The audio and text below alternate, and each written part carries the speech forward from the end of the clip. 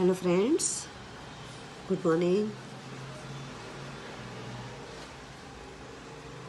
सबको। पेपर जो लिखना बाकी हो तो बेस्ट ऑफ लक, या जो आपने लिख लिया हो तो आशा रखती हूँ कि आप सब ने पेपर अच्छी तरह से, जो भी विषय का हो, अच्छी तरह से लिखा होगा। बराबर। तो आज हम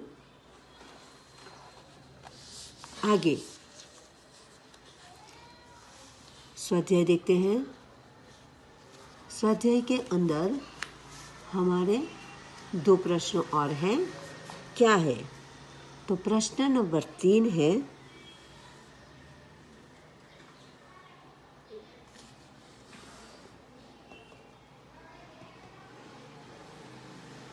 कहानी की चर्चा करके छात्रों से लेखन करवाइए। मैं चर्चा करूंगी और आपको लिखना है। यहाँ ये 2 कहानी है, प्रश्न 3 और प्रश्न 4, दोनों में कहानी है। ये दोनों कहानी हमने जो नोट के पीछे, यानी कि बाकी कुछ पन्ने छोड़कर निबंध विभाग बनाया था, उसमें लिखोगे। बराबर। तो यहाँ रूपरेखा है। रूपरेखा के आधार पर आपको कहानी बनानी है। तो रूपरेखा क्या है आपकी? राजा का बीमार पड़ना, वैद्य की असफलता, किसी अनुभवी बूढ़े की सलाह, किसी सुखी मनुष्य का कुर्ता पहनो, राजा का कुर्ता खोजने जाना, मेहनती किसान को देखना, सुख का राज समझना। यहाँ पर ये इतनी सी ये रूपरेखा दी है। इनमें से आपको एक बड़ी कहानी बनानी है। हर वक्त हर जगह पर रूपरेखा में राजा है, राजा रानी है, जो भी है तो उससे शुरुआत होती है।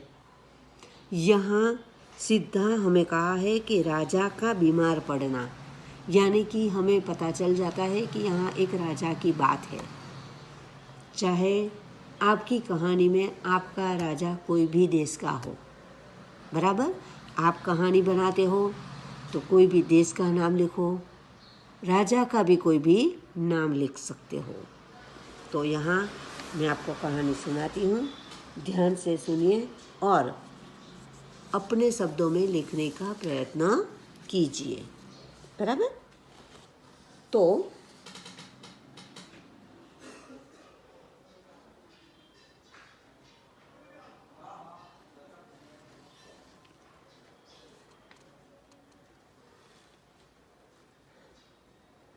रामपुर नामक राज्य में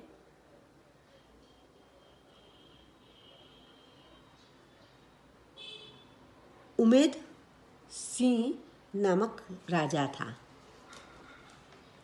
आप जो भी नाम लिख सकते हो, जनक सिंह, मुनफ सिंह, जो भी है, तो नाम लिखकर राज्य का, देश का नाम लिखकर राजा का नाम लिखोगे। वह बड़ा ही प्रजावत्सल था। प्रजावत्सल यानी प्रजा प्रेमी। जो प्रजा सुखी तो वह सुखी, प्रजा दुखी तो वह भी दुखी, ऐसे प्रजावत्सल था। एक बार वे बीमार पड़ गए। सबको कुछ न कुछ बीमारी होती ही है, चाहे वो राजा हो, रंक हो या कोई भी हो। बराबर। तो ये राजा भी बीमार पड़ गए। उनके इलाज के लिए राजवैद्य को बुलाया गया। राज्य है और उसमें भी ये राजा है, तो उनका एक वैद्य होता ही है, तो ये इसे राजवैद्य कहते हैं। तो राजवैद्य को बुलाया गया, फिर भी कुछ फायदा नहीं हुआ। यानी कि राजवैद्य की दवा से भी राजा को कोई फर्क नहीं आया, वो बीमार ही रहे। राजा की बीमारी बढ़ती गई। सभी उनके स्वास्थ्य को लेकर चिंतित हो गए। तभी एक वृद्ध अनुभवी व्यक्ति ने उन्हें सलाह देते हुए कहा कि यदि आप किसी सुखी मनुष्य का कुर्ता पहनेंगे तो आप स्वस्थ हो जाएंगे। ये वृद्ध ने जो कहा वह आपको दोहरे अवतरण चिन्ह में लिखना है, बराबर। और लिखते समय ध्यान में रखना कुर्ता, यानी कि कु ता और रेफ यानी कि सी, जो ऊपर सी नहीं करोगे तो कुत्ता, कुत्ता पहनने की चीज़ है नहीं, तो पहनने के लिए कहा है, दिमाग लड़ाना आप। ओके, तो फिर से क्या सलाह दी? यदि आप किसी सुखी मनुष्य का कुर्ता पहनेंगे तो आप स्वस्थ हो जाएंगे। सलाह मानकर राजा सुखी मनुष्य के कुर्ते की खोज में निकल पड़े। काफ़ी तलाश के बाद, यानी कि बहुत खोज की कि ऐसे इंसान कहाँ होगा जो सुखी होगा और उसने कुर्ता पहना होगा। पहले के ज़माने में तो सब कुर्ता ही पहनते थे, तो ऐसे इंसान की खोज में वह निकल पड़े थे। तो काफ़ी तलाश के बाद राजा एक खेत में पहुँचे या खेत के पास से निकले। उन्होंने किसान को खेत में काम करते हुए देखा और वह खेत के अंदर चले गए। अपने शब्द में आप ऐसे कुछ वाक्य डाल सकते हो और लिख सकते हो। उन्होंने किसान से पूछा, क्या तुम सुखी हो? किसान से पूछ लिया कि क्या तुम सुखी हो? प्रश्नार्थ चिन्ह, और यहाँ एक हरा अवतरण में आप लिखोगे। किसान ने हाँ कहा। ये हाँ है, वो भी एक हरा अवतरण में लिखोगे, हाँ। किसान का उत्तर सुन राजा ने उससे उसका कुर्ता मांगा। क्यों? क्योंकि वो अनुभवी वृद्ध इंसान ने कहा था कि सुखी मनुष्य का कुर्ता आप पहनोगे तो आप अच्छे हो जाओगे। इसीलिए इस किसान ने कहा कि मैं सुखी हूँ, तो उन्होंने उसका कुर्ता मांग लिया। तब देखा कि वह जेठ की धूप में सिर्फ धोती पहने हुए हैं। देखो, जेठ की धूप में, यानी जेठ यानी पापा के बड़े भाई नहीं, जेठ महीने की बात कही है। गुजराती महीना है ना हमारे, कार्तक, मागसर,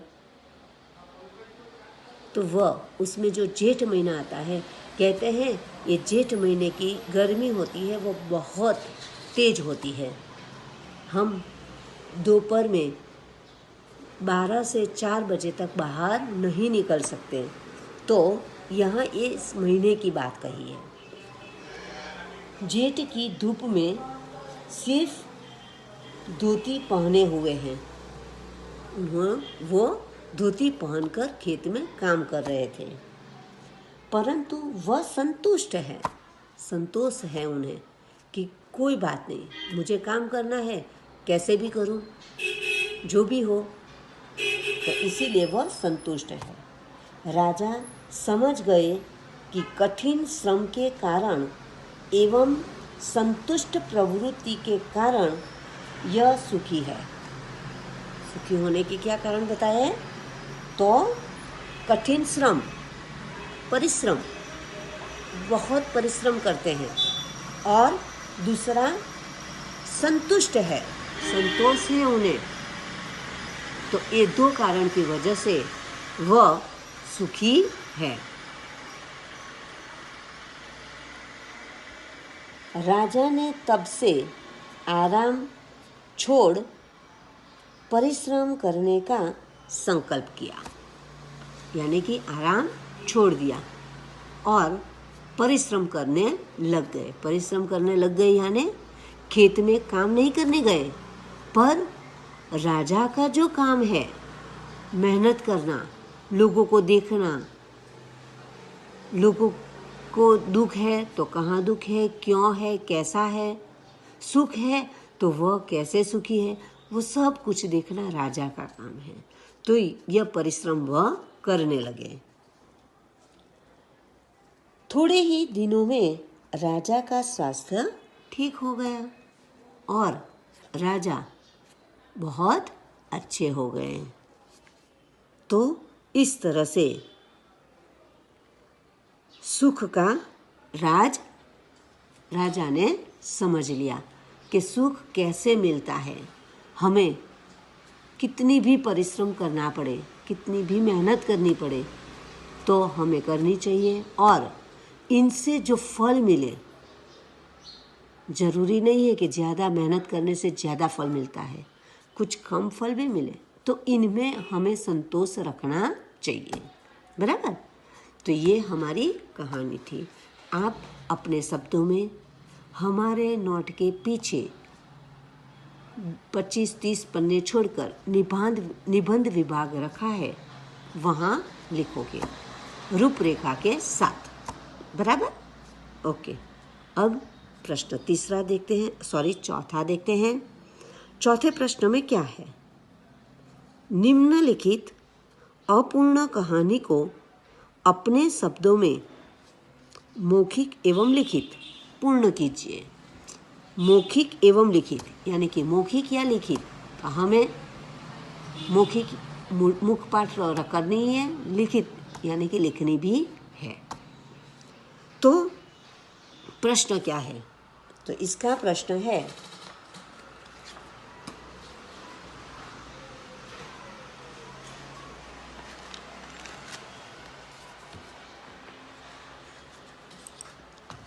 पुराने जमाने की बात है, कनकपुर देश के दरबारियों की ख्याति देश विदेश में फैली हुई थी। क्या कहते हैं? पुराने जमाने की बात है। कनकपुर देश का नाम बताया है, कनकपुर। दरबारियों की ख्याति, वहाँ के दरबारियों जो थे, मंत्री उपमंत्री जो भी हैं, दरबार में बैठने वाले, उनकी ख्याति नामना बहुत थी। तो देश विदेश में फैली हुई थी, सभी जगह पर उनका उदाहरण दिया जाता था। उनकी बुद्धि की प्रशंसा सुनकर दूसरे देश के दरबारी उनकी परीक्षा लेने के लिए आए। होता है, सभी जगह ऐसा होता है कि जो एक होशियार हो तो दूसरे उसके प्रतिस्पर्धी होते हैं, वह उनकी परीक्षा लेने के लिए तैयार रहते हैं कि वो कैसे आगे जाता है। बराबर। तो यहाँ पर भी ऐसा ही हुआ। अब क्या है? तो उसके एक हाथ में असली फूलों की माला थी और दूसरे हाथ में नकली फूलों की माला थी। परीक्षा कैसे ले रहे हैं देखो, तो एक हाथ में असली फूल की माला थी तो दूसरे हाथ में नकली फूलों की माला थी, दोनों एक जैसे देखे वैसी। उसने दरबारियों से कहा, श्रीमान, क्या आप हाथ लगाए बिना बता सकोगे कि इनमें से कौन सी माला असली फूलों की है? अब उनकी शर्त क्या है? हाथ लगाना नहीं है, और बिना हाथ लगाए ही आपको असली माला कौन सी है वो बतानी है। तो कैसे बता सकते हो? जो आपको ये प्रश्न करे तो आप कैसे बताओगे? सोचने की बात है, बराबर। अब आगे क्या है? सभी दरबारी आश्चर्य में पड़ गए। दोनों मालाएं बिल्कुल समान लग रही थी, एकदम एक जैसे ही दोनों माला थी। दरबारी के प्रश्न का उत्तर देना मुश्किल था। जो दरबारी नहीं दे सकेंगे तो आप क्या देंगे, है ना? कि दे सकोगे? यहाँ पर शर्त लगा सकते हैं, आप नहीं दे सकेंगे, बराबर। तो हम तो ऐसी शर्तों में मानते हैं, तो हम तो जरूर देंगे। अच्छी बात है, देना ही चाहिए। अब उत्तर देना मुश्किल था, पर आखिर एक बुद्धिमान दरबारी खड़ा हुआ और अब यहाँ इसकी आगे की कहानी आपको लिखनी है। तो क्या होगी इसके आगे की कहानी? कैसे कहोगे आप? आपको ये पूरी बात अपनी नोट में लिखकर फिर आपको कहानी आगे बढ़ानी है, बराबर। समझ गए आप? तो कहानी सुनते हैं।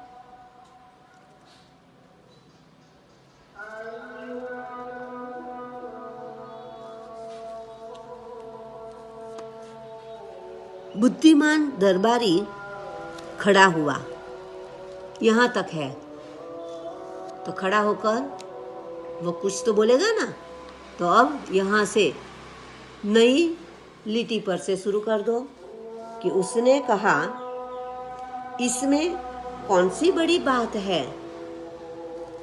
इन दोनों मालाओं को सामने के उद्यान के एक पेड़ की डाल पर लटका दिया जाए। देखो, क्यों ऐसा कहा होगा? दिमाग चलाओ। सामने उद्यान यानी कि बगीचा है, बगीचे के एक पेड़ है, तो उस पेड़ के एक डाली के ऊपर ये दोनों माला लटका देनी है। उस दरबारी की बात मानकर वे मालाएं पेड़ की डाल पर लटका दी गई। कुछ ही समय में भन भन भन करती मधुमक्खियां आई और एक माला पर बैठ गई। क्यों मधुमक्खियां क्यों बैठ गई? बोल सकते हो आप?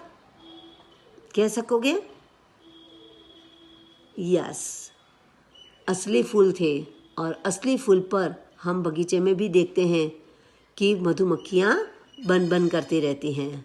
तो यहाँ पर भी मधुमक्खियां आ गई। दूसरी माला के पास एक भी मक्खी नहीं गई। क्यों? क्योंकि वो नकली थी। तो यह देखकर दरबारी ने कहा, जिस माला पर मधुमक्खियां बैठी वह असली फूलों की माला है, दूसरी नकली फूलों की माला है। और उन लोगों की तो शर्त थी कि हाथ लगाना नहीं है। तो बिना हाथ लगाए जो जानना है, तो इसी तरह से हम जान सकते हैं। हाँ, या फिर कोई अपने हाथ में ये दोनों माला पकड़े और पकड़कर आप उसके पास से गुजरो, तो जो असली फूल की माला होगी उनके पास जाओगे तो उसके अंदर की सुगंध आपको तुरंत आएगी। और वैसे भी आप पता लगा सकते हो कि ये असली है या नकली, बराबर। तो यहाँ पर इस तरह से दरबारी ने फूलों की माला पहचान ली कि कौन सी असली है और कौन सी नकली। उस दरबारी की बुद्धि की सबने प्रशंसा की। दूसरे देश के दरबारी ने भी कनकपुर के दरबारी का लोहा मान लिया, यानी कि उन्होंने जो कहा वह सच मान लिया कि हाँ वह बुद्धिमान है। इससे कनकपुर के दरबार की ख्याति और भी बढ़ गई। तो इस तरह से ये कहानी आपको अपने शब्दों में लिखनी है, बराबर।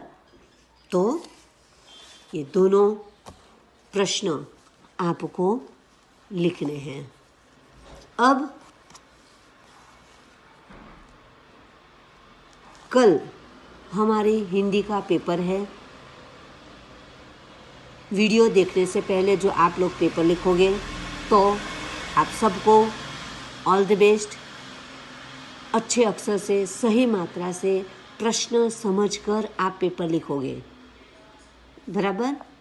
और आप ध्यान से पढ़कर पेपर लिखोगे, जिससे आपकी कोई गलती न हो।